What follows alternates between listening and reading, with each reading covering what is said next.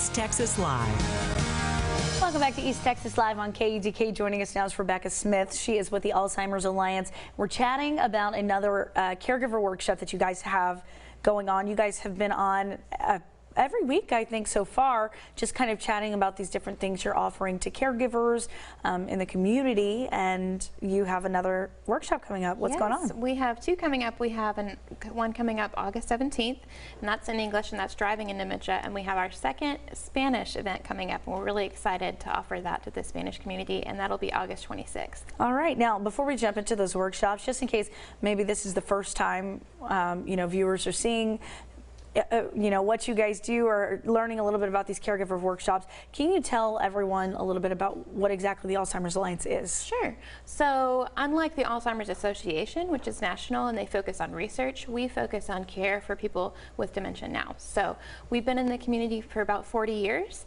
and we see people all over Smith County who have dementia and their caregivers as well, because we know they need that support. So we have a day club program where they can drop off their loved one and have trained volunteers who entertain them and play games while they get a break. We have a social worker who can help families navigate through that tough situation. We also have these caregiver education workshops where people can come and learn how to help their loved one with dementia. And unfortunately with dementia, well, one, it's something that affects so many people, and two, there are a lot of things. I feel like it is a learning curve, especially when helping a loved one, maybe a parent or an older family member who you've grown up with and they've probably taken care of you, and then dementia that comes around, and so you really do have to help them a lot, and I don't think a lot of people realize what goes into that. Can you tell us a little bit about this upcoming workshop? Like you said, driving right. Something that changes. Right, it can start to get dangerous whenever people are not able to drive anymore. So as a caregiver, you want to look for signs. Are they able to observe traffic stops? Are they maintaining an appropriate speed? Are they a little hesitant with their decisions or have a slower process time? These are signs you want to look for. You can also get your loved one evaluated by an occupational therapist, and they can help you as a professional have that conversation of, okay, it's not really safe for you to drive anymore.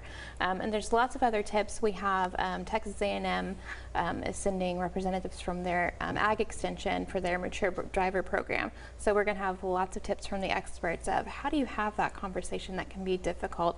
And like you said, nothing about caregiving is really intuitive. So it's really important for people to have this education. Yeah, now can you just kind of walk us through what makes it so hard, or what are some of the hard things about having that conversation about maybe not being able to drive anymore? Yeah, so we all view our cars as like our independence, yeah. right? So having that conversation can be hard. So it's important to remember not only is Alzheimer's going to affect their mood, and they might get more upset than they would have if they didn't have this disease. So how do you have that conversation? Make sure that you're maintaining a sense of empathy, that you say, I understand this is a really hard conversation for us to have. What are some ways that we can make this easier? What are some alternatives we can think of for ways for you to still get around and do things that you enjoy? What would you like to do with your vehicle?